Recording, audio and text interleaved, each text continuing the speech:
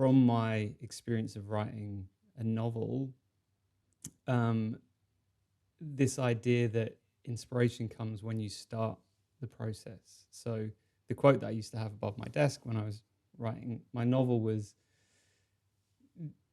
inspiration is the act of drawing the chair up to the writing table, which, you may have heard me say before, but it was so key to me going from someone who didn't have a novel to someone who had a first draft of a novel. Because if you're the sort of person who waits for the muse to strike, then you're going to do it once a month, maybe once every couple of months. You're waiting for that weekend afternoon when you've got nothing else to do and you're just feeling, oh, I've got my creative juices are flowing.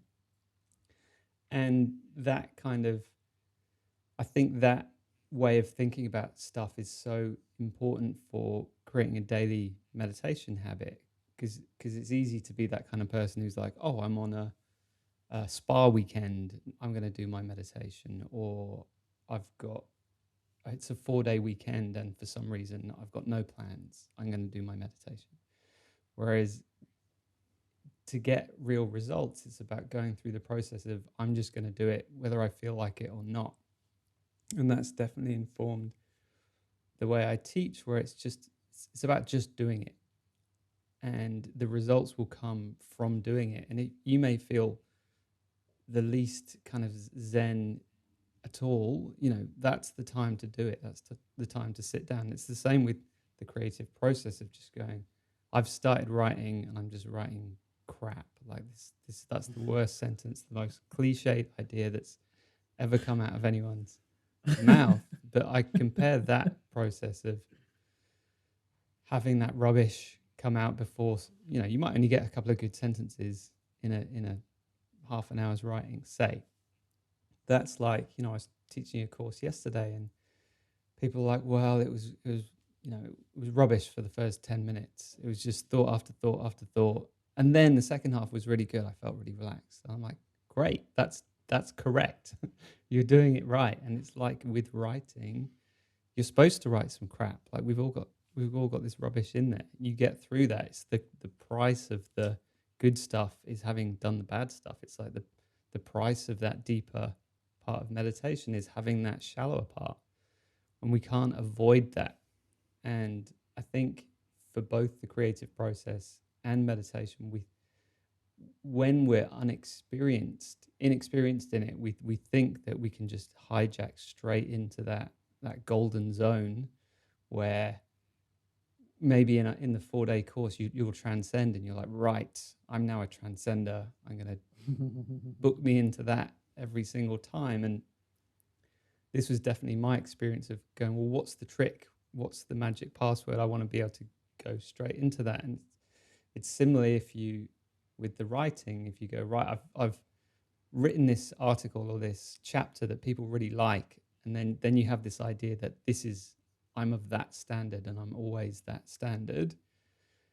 But then you're creating these expectations and then you can't do anything because you write a sentence, you go, oh no, that's not that standard.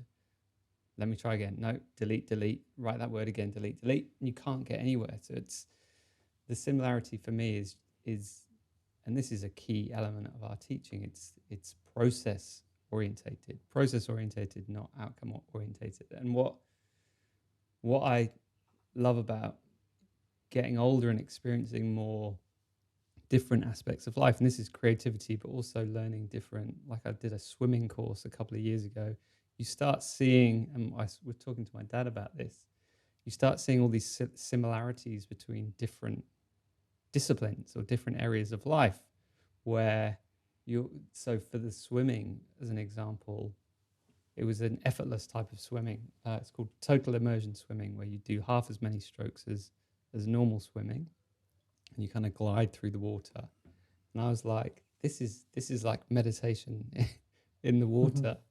And the amazing thing, about getting older and continuing to look into new things and learn new things is go, well, hang on, there's this similarity that runs between each of them, and you can see those things that kind of color and shade other aspects, other disciplines that you're following. And that's, as a teacher, I think it's it's great to have had more and more experiences. So me as a teacher at 43, I think I'm now a much richer teacher than I would have been if I'd started teaching at 22. And similarly, at 62, I'll probably have a lot richer way of describing things, so that when students ask a question or have a problem or something, you can speak in their kind of language, whether they're, I was teaching in a business setting yesterday, so I can use, examples from my corporate career, or if someone's sporty, I'll talk about marathons or something like that. So I think everything that we've done, and, Derek, you always talk about your dancing, it's such a great way to become relatable, because if we only talk in abstract things, like if I only talked about transcending in the being state, I can see people's eyes glaze over a bit, because it's like, well, I don't know what that means. Whereas as soon as you start talking about, oh, well, I had this situation and I felt like this, and then I felt like this, it becomes a lot more relatable. So